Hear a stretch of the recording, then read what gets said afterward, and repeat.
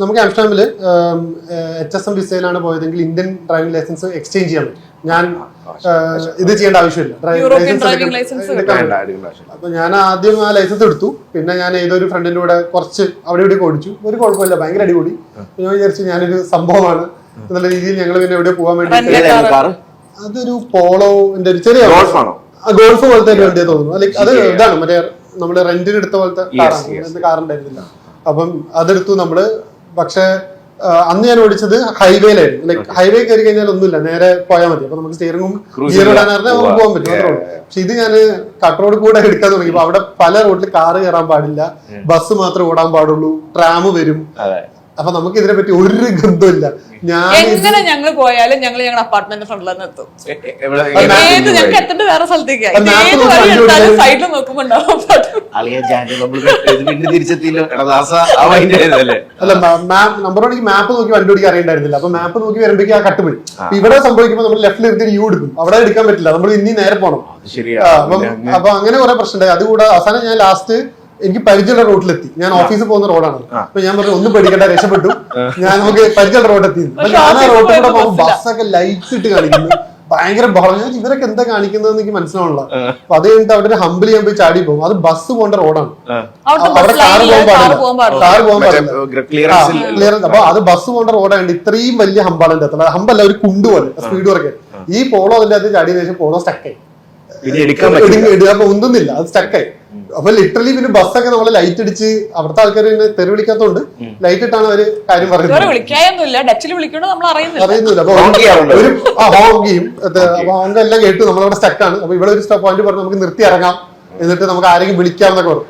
പിന്നെ സകല ദൈവങ്ങളെയും വിളിച്ചൊരു ചവിട്ടി കൊടുത്തപ്പോ പുള്ളി വണ്ടി അടിയൊക്കെ അടിച്ച് ചടക്കാന്നത് കയറിപ്പോയി. പക്ഷെ അത് കഴിഞ്ഞ് വീട്ടിലെത്തി എനിക്ക് തോന്നി, ഞാൻ വിചാരിച്ചു ഇപ്പൊ പോലീസോ അല്ല ആരെങ്കിലും വന്നിട്ട് പിടിച്ചു. റേഡിയോ ഓൺ ആയി. അപ്പൊ അതിൽ ഡച്ചിൽ എന്തൊക്കെയാ പറഞ്ഞു തുടങ്ങി. ഇപ്പൊ വിഷ്ണു പറയാ ഒരു ചുവന്ന കാറ് സിറ്റി കിടന്ന് കറങ്ങുന്നുണ്ട്. ഡച്ചിലെന്ന് പറഞ്ഞു. ഞാൻ മിക്കവാറും നമ്മളെ പറ്റി എനിക്ക് പറയുന്നുണ്ട്. ആൾക്കാരെ വീട്ടിൽ കയറിക്കോ ഒരു ചെങ്ങായി ചുവന്നൊരു കാറായിട്ട് ഇറങ്ങിയിട്ടുണ്ട്, ആ നമുക്ക് സീനാണെന്ന് പറയുന്നത്. അതൊരു വീട്ടിലെത്തിയിട്ട് എനിക്ക് 2 ദിവസം ബെല്ലടിക്കുമ്പോ വരെ പേടിയായിരുന്നു. അത് മാത്രല്ല, വൈകുന്നേരം നമ്മൾ കാർ റെന്റിന് എടുത്തു എന്ന് പറഞ്ഞു കഴിഞ്ഞപ്പോ നമ്മുടെ ഫ്രണ്ട് വിളിച്ചിട്ട് പറഞ്ഞു എന്നാ ഡിന്നറിന് കഴിക്കാൻ വായോ അങ്ങോട്ടെന്ന്. അപ്പൊ വിഷ്ണു പറയാ സോറിടാ ഞാൻ ഡിന്നറിന് സ്റ്റാർട്ട് ചെയ്ത ചിലപ്പോ അടുത്ത ദിവസത്തെ ബ്രേക്ക്ഫാസ്റ്റ്.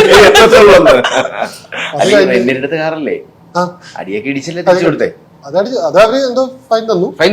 അത് ചെറിയ എന്തോ അവര് നമ്മള് നോക്കിയിട്ട് ഡാമേജ് ഭയങ്കര പൈസ വന്നില്ല. കാരണം അതെന്താ വെച്ചാല് നമ്മള് ഒരു അങ്ങനത്തെ കാറുകളുടെ റോട്ടിൽ ഇങ്ങനെ കിടക്കുക ചെയ്യാം, നമ്മൾ പോയിട്ട് ഓപ്പൺ ചെയ്യും. അപ്പൊ അവർക്ക് മനസ്സിലാവില്ല ഇത് ആരോ ചെയ്തത്. കാരണം ഞാൻ എടുത്തു, ഞാൻ വന്നു, ജനറലി. അപ്പൊ നമുക്ക് അതിന്റെ എല്ലാ പ്രശ്നവും ഞാനാണ് ഉണ്ടാക്കിയത്. അവർക്ക് അങ്ങനെ കണ്ടുപിടിക്കാൻ പറ്റില്ല. പക്ഷെ ആ വണ്ടിക്ക് വന്നൊരു ഡാമേജ് കണ്ടാൽ അവര് നമ്മളെ അടുത്തുനിന്നും വാങ്ങും. പക്ഷെ അതിന്റെ നല്ലൊരു ശതമാനം എന്റെ അതുകഴിഞ്ഞപ്പോ എനിക്ക് മനസ്സിലായി ഞാൻ സംഭവം അല്ല, ഡ്രൈവിംഗ് കുറച്ചും കൂടെ അവിടെ ഓടിച്ചു പഠിക്കണം. പിന്നെ ഞാൻ അവിടുത്തെ ഡ്രൈവിംഗ് സ്കൂളിൽ പോയി ഒരു 10 സെഷൻ എടുത്തു. അപ്പൊ പുള്ളി റൂൾസ് ആൻഡ് റെഗുലേഷൻസ് ഒക്കെ പഠിപ്പിച്ചതിന് ശേഷമാണ് പിന്നെ ഞാൻ ബസ് റൂട്ടിൽ കയറി പോവാന്ന് പറഞ്ഞാൽ ഒരു പോക്കത്തിനാണ് കാണിച്ചത്. ബസ്സുകൾ ചീറിപ്പോയി നേരത്ത് ഞാൻ ഇത്ര വലിയൊരു കുട്ടിക്കാരായിട്ടാണ് പോകുന്നത്. അവരെല്ലാം കാണുപോലില്ല. അപ്പൊ ഇതിൽ ഓൾമോസ്റ്റ് എനിക്ക് 90%. എന്റെ ആൻസർ കാണിക്കും, ഞാൻ വെറുതെ ഇല്ലേ ഫസ്റ്റ് വെച്ചത്. അയ്യോ അത് എന്റെ പൊന്നെ. അല്ല നിക്ക് പറയരുത്, കാണിക്കരുത്. എന്തായിരിക്കും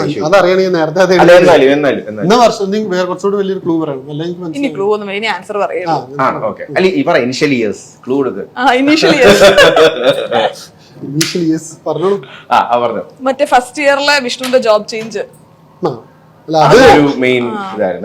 മോദിജിയും കൂടെ സപ്പോർട്ട് ചെയ്തുകൊണ്ടാണ് നമ്മൾ രക്ഷപ്പെട്ടു പോകുന്നത്. അല്ല അന്ന് ആദ്യം പറഞ്ഞപ്പോ ഞാൻ അല്ലല്ല അങ്ങനെ പറയാൻ അന്ന് TCS ഒരു പോയിന്റിൽ നമ്മളോട് തിരിച്ച് ഇന്ത്യയിലേക്ക് വരാൻ പറഞ്ഞു. ആ സമയത്താണ് ഇന്ത്യയിൽ ലോക്ക്ഡൌൺ വന്നത്. അപ്പൊ നമ്മൾ 1 മാസത്തേക്ക് ഇങ്ങോട്ട് ഫ്ലൈറ്റ്സ് ഉണ്ടായിരുന്നു. നമ്മളോട് 2 ദിവസം കഴിഞ്ഞിട്ട് ഫ്ലൈറ്റ് ബുക്ക് ചെയ്യാൻ പറഞ്ഞു. കാരണം ഇനി നെക്സ്റ്റ് പ്രൊജക്ട് ഇല്ല, കാരണം കൊറോണ കാരണം എല്ലാ പ്രൊജക്ട്സും ഹോൾഡ് ആണ്. അപ്പൊ 2 ഡേയ്സിൽ ഒരു ടിക്കറ്റ് റേസ് ചെയ്യാൻ പറഞ്ഞു, 2 ഡേയ്സിൽ പോവാന്ന് പറഞ്ഞു. അപ്പോ നമുക്കാണെങ്കിൽ 2 പേർക്കും പുറത്തു പോകണം എന്നുള്ള ആഗ്രഹം കാരണം കുറെ പേർക്ക് ഉണ്ടായിരിക്കുമല്ലോ. അപ്പൊ വിഷ്ണു നമ്മൾ എത്തിയിട്ട് എത്രയുണ്ടായിരുന്നു, 1 വർഷം ആവുന്നേ ഉണ്ടായിരുന്നുള്ളൂ അല്ലെ. അപ്പൊ വിഷ്ണു അവിടുത്തെ സിസ്റ്റത്തിനായിട്ട് യൂസ്ഡ് ആവുന്നേ ഉള്ളൂ. എന്റെ ഒരു മാർക്കറ്റിംഗ് ബാക്ക്ഗ്രൗണ്ട് കാരണം ഡച്ച് അറിയാത്തത് കൊണ്ട് എനിക്ക് ജോലി കിട്ടുന്നുണ്ടായിരുന്നില്ല. അപ്പോ വിസ ക്യാൻസൽ ചെയ്ത് നാട്ടിലോട്ട് വരേണ്ട അവസ്ഥയാണ്. നമുക്ക് വേണ്ടാത്തൊരു കാര്യം നിർബന്ധപൂർവ്വം ചെയ്യേണ്ടി വരുമ്പോ നമുക്കൊരു വിഷമം ഉണ്ടാവുമല്ലോ. മനസ്സിലായി. അപ്പൊ ആ ഒരു വിഷമത്തിലായിരുന്നു നമ്മൾ. അങ്ങനെ 2 ദിവസം കഴിഞ്ഞ് ടിക്കറ്റ് റേസ് ചെയ്യാൻ പറഞ്ഞു. നമ്മൾ 2 ദിവസം കഴിഞ്ഞ് ടിക്കറ്റ് എടുത്തു. പക്ഷെ 2 ദിവസത്തിന് മുന്നേ ഉള്ള തലേ ദിവസം ഇപ്പോ ഇന്ത്യയിലോട്ടുള്ള എല്ലാ ഫ്ലൈറ്റ്സും ബാൻ ചെയ്തു. കറക്റ്റ്. അപ്പൊ നമുക്കൊരു 1 month ടൈം കിട്ടി. ആ 1 monthലാണ് എനിക്ക് നെക്സ്റ്റ് ജോബ് കിട്ടിയത്. അപ്പൊ ആ 1 month ജോബ് കിട്ടി. അതാണ് മോദിജി സപ്പോർട്ട് ചെയ്തത്. മോദിജി പോലും അറിയാതെ മോദിജി ഞങ്ങളെ സപ്പോർട്ട് ചെയ്തു. അപ്പൊ ഇതാണ് 2 കാര്യങ്ങളും. അപ്പൊ ഓൾമോസ്റ്റ് ഒരു 97% നിങ്ങളുടെ മനഃപുരത്തും ഉണ്ട് ഗൈസ്. കഴിച്ചോളൂ എന്നൊന്ന് ഷെയ്ക്ക് ഹാൻഡ് എടുത്തോളൂ. അതിലൊരു കുറവ് വേണ്ട. ഓക്കെ ഇനി ഓക്കെ വെരി സിമ്പിൾ ഒരു 4 ക്വസ്റ്റ്യൻ കൂടെ ഉള്ളൂ. അത് കഴിഞ്ഞാൽ നമുക്ക് വിഷു ആഘോഷിക്കാം. റെഡി? എന്താ കഴിക്കാൻ എന്നൊക്കെ അതാണ് ഞാൻ ആലോചിച്ചത്. ചിക്കൻ 65 ആണോ ഇതിനെ ഉണ്ടല്ലോ അല്ലേ? ഓക്കെ, ഒരു ദിവസം നിങ്ങൾക്ക് മ്യൂച്വലി പരസ്പരം ക്യാരക്ടർ സ്വിച്ച് ചെയ്യാൻ പറ്റിയാൽ ആദ്യം ചെയ്യുന്നത് എന്തായിരിക്കും? ക്യാരക്ടർ സ്വിച്ച് ആയി ഇന്നിപ്പോ ഇവിടെ ഇന്റർവ്യൂ കഴിഞ്ഞു എന്ന് വെച്ചു. ഐ മീൻ ഇന്റർവ്യൂ കഴിഞ്ഞ് അപ്പൊ ക്യാരക്ടർ സ്വിച്ച് ആയി പോയി പെട്ടെന്ന്. What you do first? First ചെയ്യുന്ന കാര്യം എന്തായിരിക്കും എന്നുള്ളത് ഫസ്റ്റ് മുന്നേ തന്നോട് ചോദിച്ചിട്ടുണ്ട്. അവനോട് പറഞ്ഞിട്ടുണ്ട്. പറഞ്ഞിട്ടില്ലാതെ എനിക്ക് പുറത്തറിയാമോ വരും. ഓടും ഇങ്ങനെയൊക്കെ ഓടും. ഇന്റർവ്യൂ ചെയ്യുമ്പോഴേക്കും എന്റെ കാര്യത്തിൽ തീരുമാനമാണ്. എനിക്ക് സ്വിച്ച് ചെയ്ത നീ ഫസ്റ്റ് പറഞ്ഞു. അല്ല താൻ പറഞ്ഞോ. എനിക്ക് അത്ര പെട്ടെന്ന് ഇതൊരു സ്വിച്ച് ആയിട്ടില്ല. ഐശ്വര്യയുടെ ക്യാരക്ടറായി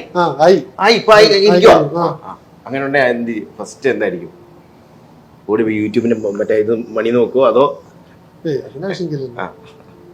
ഞാൻ എന്ത് ചെയ്യാനാണ് ഐശ്വര്യ ക്യാരക്ടറായിട്ട്? ഒരു സ്പെസിഫിക് കാര്യം ചെയ്യണം. അല്ല ഐശ്വര്യ ക്യാരക്ടർ ഞാൻ ചേഞ്ച് കൊണ്ടിരുന്നാണ് ഉദ്ദേശിക്കുന്നത്. അങ്ങനല്ല, എന്ത് ചെയ്യും ഇപ്പം ഐശ്വര്യയുടെ ക്യാരക്ടറായി അപ്പൊ യു ആർ ഐശ്വര്യ എന്നുള്ള രീതി. അപ്പൊ ആദ്യം ചെയ്യാൻ പോകുന്നത് എന്തായിരിക്കും? ഐശു ഞാൻ എഴുന്നേറ്റാല് അത് ഐശു ചെയ്യുന്നതല്ലേ ഞാൻ അല്ലെ? ഐശു എഴുന്നേറ്റാല് ക്യാരക്ടർ സ്വിച്ച് ആയി എനിക്ക് കിട്ടി, ഐശ്വര്യയുടെ ക്യാരക്ടർ കിട്ടി, ഇത് ചെയ്തേക്കാം, അങ്ങനെയൊന്നും വേണേക്കാം. ഞാൻ ഐശു ആണെങ്കിൽ ഞാൻ ഐശ്വര്യ പോലെ ഇരിക്കും പെരുമാറുക. ഐശു ഫസ്റ്റ് രാവിലെ എഴുന്നേറ്റാല് വീട്ടിലൊരു ഇൻസ്പെക്ഷന് വേണ്ടി ഇറങ്ങാറുണ്ട്. തലേ ദിവസം എന്തൊക്കെ മാറി വെച്ചു, ബെഡിൽ തുണി ഉണ്ടോ, അത് അവിടെ മറ്റെന്തൊക്കെ മാറിയിരുന്നു. അപ്പം ആ ഇൻസ്പെക്ഷൻ ഇറങ്ങുക, എന്നിട്ട് അതിൽ ഏതൊക്കെ കേസിൽ ഞാൻ പ്രതിയാന്ന് കണ്ടുപിടിക്കുക, എന്നിട്ട് എന്റെ പിന്നാലെ വരിക. അത് നോർമൽ സാധനം. വളരെ പ്രശ്നമാണ് അല്ലേ? രാവിലത്തെ ഞാൻ എന്റെ ഓഫീസിൽ 8 മണിക്ക് എത്തുമായിരുന്നു, ഞാൻ 6 മണിക്ക് എത്താറുണ്ട്. അപ്പൊ ഞാൻ ഓഫീസിലെത്തുമല്ലോ, ഓഫീസിലെത്താ ഫോണിൽ മെസ്സേജ് വരത്തില്ലേ, അല്ലെ ഓഡിയോ മെസ്സേജ് വരാറുണ്ടോ? അതായത് ഇങ്ങനെ ഇത് എടുത്തിട്ട് മാറ്റി എന്താ ഇത് ഇവിടെ വെച്ചത്? ഇല്ല, അത് അങ്ങനെ ആയിക്കില്ല. നമ്മൾ ആ സ്പോട്ടിലായിരുന്നു. അത്രേ ഉള്ളൂ.